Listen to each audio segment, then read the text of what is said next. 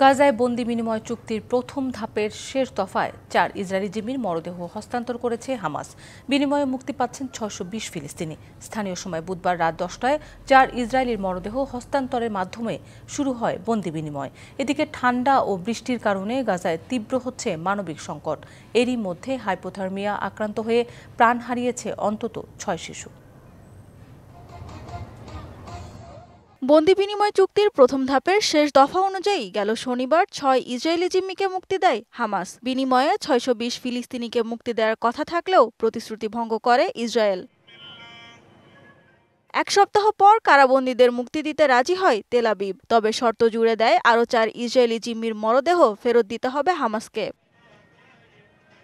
সেই শর্ত অনুযায়ী বুধবার রাতে 4 ইসরায়েলি জিম্মির মরদেহ হস্তান্তর করে হামাস। বিনিময়ে বৃহস্পতিবার ভোররাত থেকে চুক্তি অনুযায়ী বন্দি ফিলিস্তিনিদের মুক্তি দিতে শুরু করে ইসরায়েল।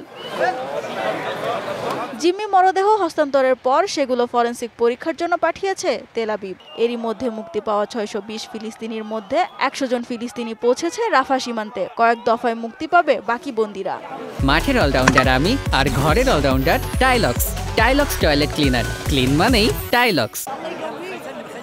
এদিকে ঠান্ডা ও বৃষ্টির কারণে গাজায় তীব্র হচ্ছে মানবিক সংকট। হাইপোথার্মিয়ায় আক্রান্ত হয়ে প্রাণ হারিয়েছে বেশ কয়েকটি শিশু। চুক্তি অনুযায়ী 60,000 ভ্রাম্যমাণ ঘর ও 2 লাখ তাঁবু সরবরাহের কথা থাকলেও তা করেনি ইসরায়েল।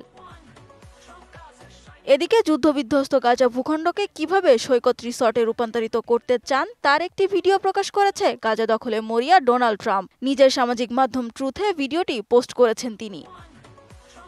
তবে ট্রাম্পের গাজা দখলের পরিকল্পনার বিরোধিতা করেছে আরব দেশগুলোর নেতারা। গাজা দখলের যে কোনো পরিকল্পনা রুখে দেওয়ার কথা জানিয়েছে ফিলিস্তিনের স্বাধীনতাকামী সংগঠন হামাসও।